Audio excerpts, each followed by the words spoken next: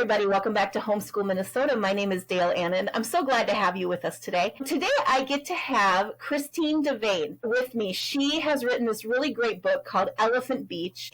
I'm going to let her tell you a little bit about it because she does it so much better, but I just want to welcome Christine to the program. Hi, Christine. Hi, thank you so much for having me today. I'm so glad that you're on. I would love for you just to introduce yourself and who you are, your family, a little bit about your background, to our listeners, if you would. Sure. My name's Christine Devane. I grew up in Massachusetts and I went to Merrimack College. And then after I graduated from college, I became a teacher. I taught for 1 year at a Catholic school, third grade. Then I moved to public school where I taught for 12 years, second and third grade. Some years I was second, some years I was third. I always loved reading with my students. It was one of my favorite times of the day. We loved reading books together and laughing, and it was just always fun for me. I since have left the classroom. I have 3 small kids, so I am home with them now. My oldest just graduated from kindergarten today. He's 5. Then my middle one's 4 and 2. As homeschoolers, my listeners who are homeschoolers will know, because not all of my listeners are homeschoolers, but those who are will know that reading aloud is a lot of what we do as homeschooling moms. And so I'm excited to give people just kind of an introduction to your book that they can use as a read aloud for their kids. So the book is called Elephant Beach. And I would love for you to tell us just kind of a synopsis of what this book is about. Sure. So Elephant Beach is about a little girl that is kind of shy, and she goes to the beach by herself. She wants to be by herself and read her book. And there's a group of elephants, and they're up to fun things near her, but sometimes she thinks they're kind of bothering her. They keep asking her to play, and eventually she says yes, and she has fun. So it just shows that sometimes taking new opportunities can be fun and lead to new adventures. Even though the girl would have had fun by herself, she had a different sort of fun beach day because she opened herself up to this group of elephants. That's so cool. I love that. Okay, so I just need to know, why elephants? It's funny. I grew up always loving elephants. I don't know where the obsession came from, but ever since I can remember, my grandparents, who have both passed away now, but they used to travel, and my parents used to travel, and they always brought me back elephants. I have elephants everywhere. And now that I have kids, they have elephants everywhere. And I just think they're funny. They're very smart. They're cute. So I just thought, for a character of a book, I thought that kids would find them silly, because in real life they are silly. So that's why I thought they would make a good character for the book. And what was your inspiration like behind writing this story? Was there a specific incident that happened, or just that it came to you one day? What was your inspiration behind this? So when I grew up, I was always shy, and one of my kids is very shy, and I actually wrote the book before I had kids, but I just always thought about writing a book showing kids that it's okay to not always want to join a group. There's shy kids out there. I mean, sometimes it takes a little to warm up to people. I always loved going to the beach too, so I just thought of all the things I like to try to get my message out there. And just put it all together. What do you say to, like, you were shy? I had a very shy child, and I'm not shy. I'm just not. And I always struggled with, like, how much do you actually encourage them, and when is it, like, too much? Maybe you can give us some, just kind of little insight into what would you say to a child, like, at the beach, who everybody else is playing and they're just kind of off by themselves, but you want them to experience things. What would be a good way to kind of get them involved? So that's kind of how my son can be. He can be happy playing by himself. So I ask him if he wants to join others. Sometimes he's more comfortable if I go with him. I mean, he's only 4. Eventually, I'm trying to get him out of his shell to just try to go up to other kids. But if I bring him to a setting and he realizes that the kids are just doing what he's doing, and then if I walk away, he doesn't notice. So sometimes I try doing that. I try showing him that they're playing games just like he's playing. But if he really wants to be left alone, sometimes I just leave him alone. But since he does have a brother and a sister, he sees them playing. Sometimes he wants to join in, sometimes he doesn't. I don't really push him a lot. I just kind of encourage him like I said, sometimes I guide him. I bring him with me just to show him that there's nothing really to be afraid of. And most of the time, if I bring him over and he starts playing with other kids, he doesn't even realize if I walk away. So for those of us who are more extroverted, there's the story in there for the child who's shy. And then there's a story in there for the children who want to draw people in. And as an educator, what was the dynamic in your classroom from year to year that you saw that kind of helped you to kind of formulate what this story would look like? Did you see children, trying to draw in a shy child? And how do we as parents encourage our kids? It's okay that they don't want to play. Does your book kind of talk a little bit about like just being kind to somebody and offering them to join, or talk a little bit about like kindness and acceptance? That's basically the biggest thing, just talking about kindness and acceptance. I mean, in my classroom, there was always kids that were more extroverted. There was always kids that were quiet. So I tried to mix some of the groups and put them together. I never really wanted to push kids, so I didn't call on them a lot, because I remember when I was little, I didn't like getting called on. So even when I do the classroom visits now, I let them raise their hand. If they want to share, they can raise their hand. I don't want to put anybody on the spot. So just teaching kids kindness, acceptance, teaching them maybe to offer for other kids to join the group, but also if they don't want to join the group, that's fine. But it's nice to offer and ask them if they want to join the group. Yeah.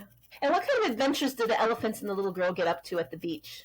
They just do fun things at the beach. They build a sandcastle because the elephants are bigger, so they can build a big sandcastle. They go surfing at the beach. They read books at the beach. They do dances at the beach. So just kind of things that you would do at the beach normally, but it's more fun because they're with an elephant. That's so cool. It's like almost like teaching kids that you can build a sandcastle, but if you bring somebody else in on it, you can build a different kind of sandcastle, maybe a bigger one or a taller one, or one with a big deep hole that you can climb into or whatever.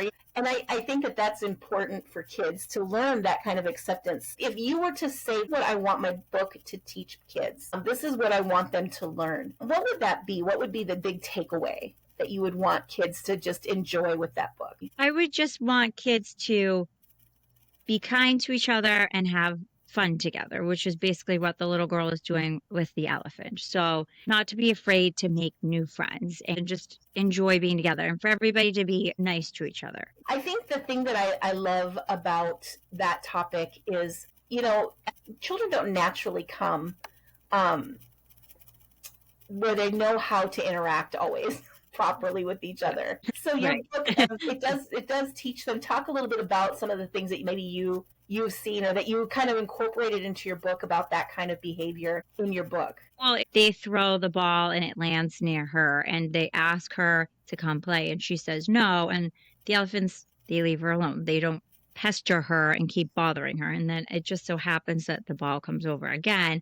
And then the little girl becomes intrigued, and then she wants to play with them. So just showing that we can kind of give people a chance. And sometimes it takes a little bit for people to warm up to a situation. And I think too, the other thing that I like is the kids don't really care. They will ask the hard questions. Like, have you noticed that when they see a child in a wheelchair or something, what happened to you? And you're, as a mom, you're like, ah! Parents could actually learn from the book that, kids just let them be kids.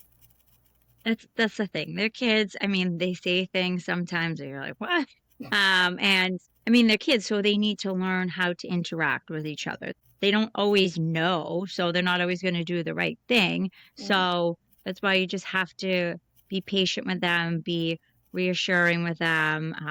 Like I said, my son that's shy, sometimes he wants to join in, sometimes he doesn't. I tell him it's okay, whatever he wants to pick. I mean, to go to birthday parties, and he just wants to sit with me. And then I say, okay, well, do you want to try? And eventually he goes over there. But just to have patience with kids, have patience with people, and just to really be kind to each other. Yeah, not to just force a child to do something they're not comfortable with, but also that borderline thing that we always are walking as parents, right? Where we want them to step outside their comfort zone a little bit, but we don't want to push them so hard that it makes them so uncomfortable that they just shut down. I just wonder, I guess one of the things that I was thinking about with this is that elephants on a beach are unexpected.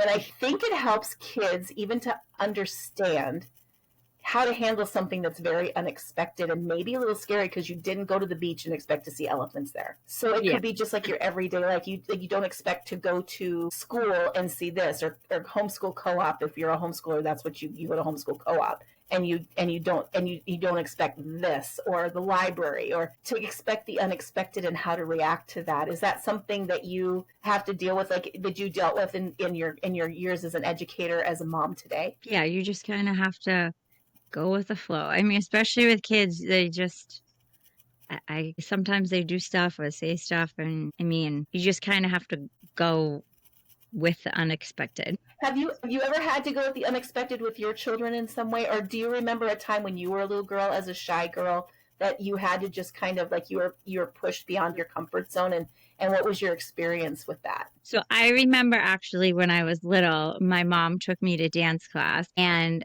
I did not want to do it, but she kept taking me and I eventually did it. And I met my best friend. I was 3 years old and we are still best friends and our kids are friends now. But it's funny because my mom stuck with it. She never pushed me, but she would bring me.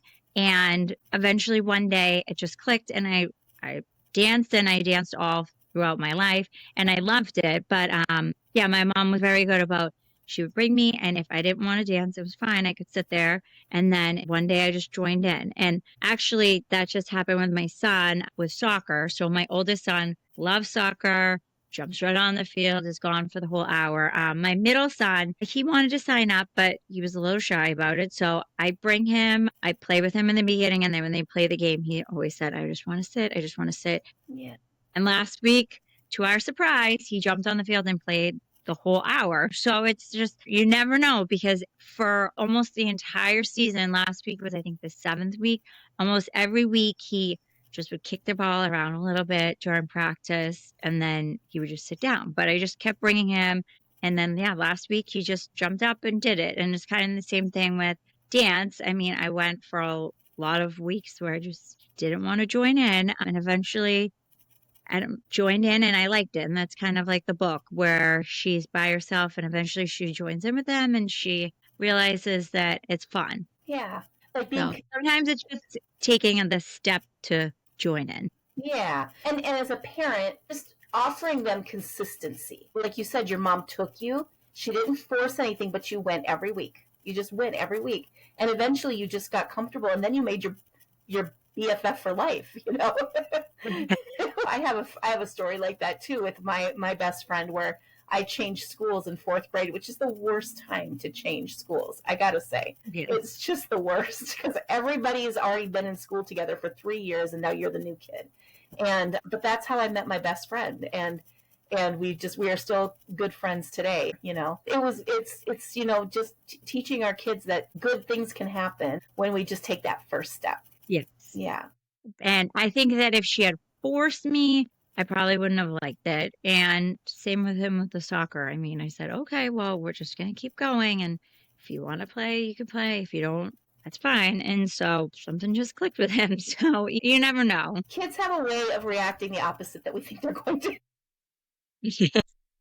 which keeps it interesting and keeps it parenting, and you got to keep relying on the Lord for all that, I guess. But I'm so thankful that you came on today, Christine. I'm super excited. So everybody, I'm going to put the links in the description of the podcast. We're going to talk. You can check out Elephant Beach. I'll put the Amazon link and everything to it. I'm super excited for you guys to check this little book out. It'll be so much fun for your kids, and it's a great summer read. You can take it to the beach and read it on the beach and do some of the things that the elephants did, which I think is a great idea. Get out there and dance on the beach and have a great time. In Minnesota, we only have a couple of months of beach season, and then we're like, no, take advantage of it, guys. Get out there. So check out this book and get it and read it to your kids. Yeah. I think you all will enjoy it. It'll probably become one of their summer favorites. Thank you so much, Christine, for coming on and sharing about your book and your stories and a little bit about who you are so we can get to know you. And do you have any other books coming up? Actually, I have another book coming out. It is probably be out by the end of the year. It's very different than this book. It's actually about grief and loss, but it's about a little girl and her grandfather passes away, and it shows how she deals with that. So that'll be out at the end of the year. It's called Grandpa Dolly. Okay, well, will you promise to come back on the podcast when that one comes out so that we Sure, can? I'd love to. Yes. Thank you so much, and everybody again, Elephant Beach. We're gonna, and the links are in the description of the podcast. Check it out, and thank you, Christine. Have a wonderful summer. Thank you so much. Have a nice summer too. Thank you.